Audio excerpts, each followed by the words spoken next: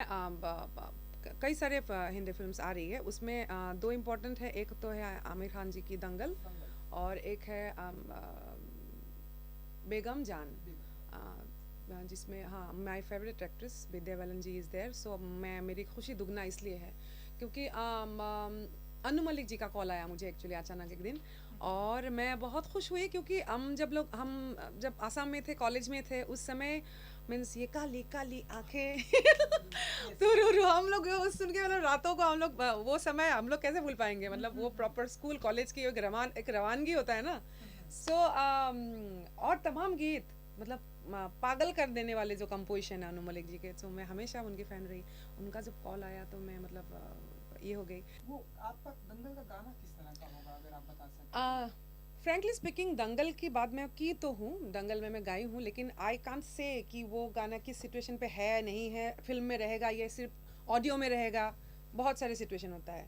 So it's an item song, it's an item song and Haryanvi item Lathmar जो भाषा होती है हाँ सो बहुत वो भी इंटरेस्टिंग है। हरियाणवी भाषा की एक झलक है उसमें। मैं अपने आप को इन्वेंट करने की कोशिश कर रही हूँ। एक आर्टिस्ट अपने आप कंपटीशन बाहर से नहीं होता है एक्चुअली। हम हमेशा होता है ना बोलते कि कौन मार्केट में वन है टू है, ये सब एक्चुअली गलत फहमी है, झूठ है। किसका पत्ता 2 साल बाद कट जाएगा कोई नहीं बोल सकता। सो कंपटीशन जो अपने आप से रखे और एक तरह से कंपटीशन भी नहीं है कि कल ये किया था वो गया, वो पन्ना गया, आपका पास्ट है, अब क्या है, आगे क्या है।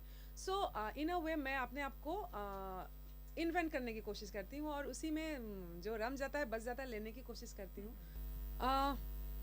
एक्चुअली लोक गायकी ही मैंने सीखा। मतलब मैं आसाम से हूँ और पापा बिपिन पटवारी जी है वो लोक गायक हैं आसाम के। सो मैं जब 2-3 साल की थी, ऐसे बोलते हैं मम्मी पापा कि 2 साल 3 साल की थी, तब से मैं पापा के साथ इधर उधर में वो जब मंच पे जाते थे मुझे भी लेके जाते थे, कभी मुझे भी कोई बोलते थे तो गाओ तो मैं गाती थी। उस तरह से ट्रेनिंग शुरू हुआ।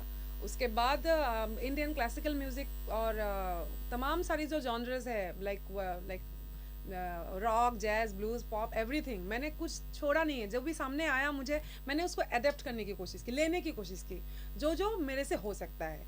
और फिर सामने मौका भी आया जैसे आसाम में फिल्म इंडस्ट्री में भी गाई। भूपेन हजारिका जी को आसाम से जो है उनको मैं अपना एनर्जी फोर्स प्रेरणा मानती हूँ।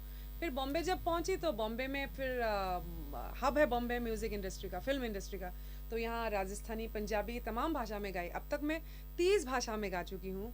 एंड उसी में से भोजपुरी भी एक ऐसी भाषा आया जो मेरे लिए मेरा कर्म की अगर बात करूँ संगीत में भोजपुरी सबसे स्ट्रॉन्ग एलिमेंट है और इस पे भी मैं काम कर रही हूँ। फोक की जहाँ तक बात है, रूट म्यूज़िक मतलब फोक म्यूज़िक, और उसी को आज आप फ्यूज़न म्यूज़िक के थ्रू वर्ल्ड म्यूज़िक बोल सकते हैं। वर्ल्ड म्यूज़िक मतलब पूरी विश्व आपकी हो गया। उसमें कोई सिर्फ भाव स्ट्रांग होता है, वहाँ पे संगीत भाव से ही आप सब कुछ बोल रहे हो, भाषा की अहमियत उधर ख़त्म हो जाती है।